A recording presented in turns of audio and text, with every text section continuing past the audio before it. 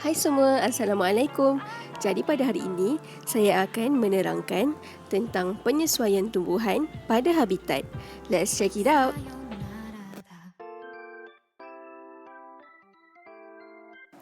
Tumbuhan mempunyai penyesuaian hidup bermandiri di muka bumi dari kawasan tropika yang panas hingga ke kawasan tundra sejuk, bahkan dari kawasan gurun kering ke kawasan berpaya lembap serta lautan yang berair masin.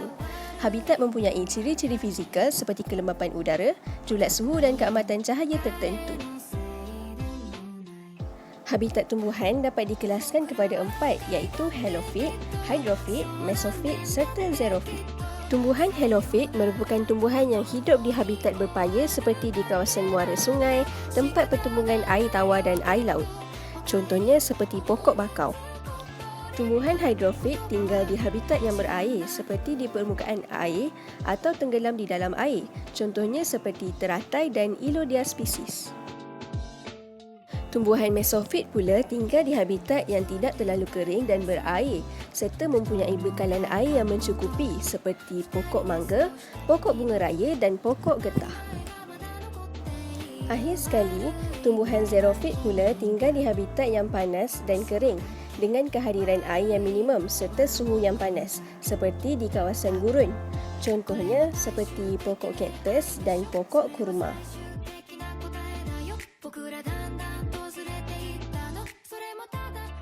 Jadi, apakah ciri penyesuaian tumbuhan berdasarkan habitat ini? Jom kita lihat.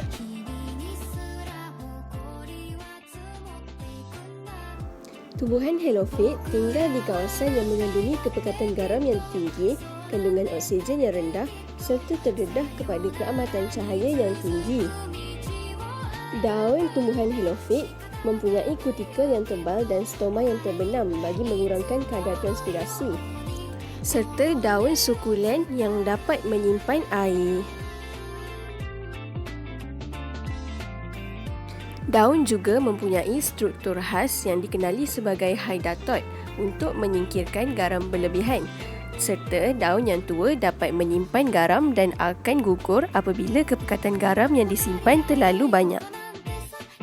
Sistem akar yang bercabang luas dan wujud dalam pelbagai bentuk dan saiz pula memberikan sokongan untuk terus hidup dalam tanah yang lembut dan berlumpur serta dapat mengelakkan tumbuhan daripada tumbang akibat tiupan angin kuat.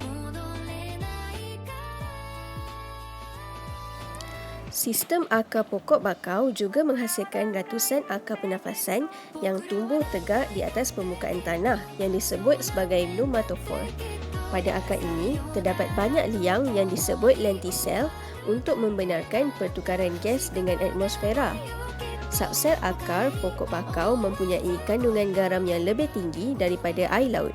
Oleh itu, subsel tidak akan kehilangan air melalui osmosis.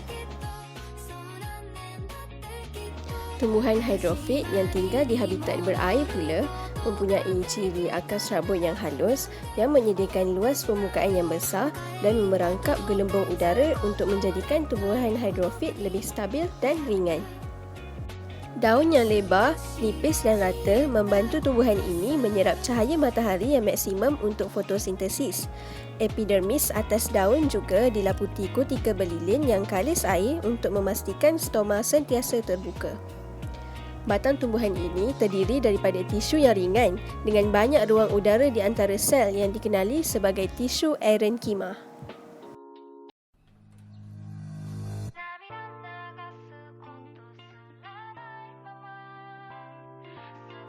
Bagi tumbuhan xerofit yang hidup di gurun pula mempunyai akar yang tembus jauh ke dalam tanah bagi menyerap air dan garam mineral. Batang pokok kaktus pula berfungsi dalam menjalankan proses fotosintesis. Daun yang kecil dan kutikel yang tebal berlilin serta diubah suai menjadi duri boleh mengurangkan kehilangan air. Stoma pokok kaktus yang terbenam dapat mengurangkan penyejatan air daripada daun, manakala duri berfungsi untuk mengumpulkan embun dan sebagai pertahanan dari serangan musuh.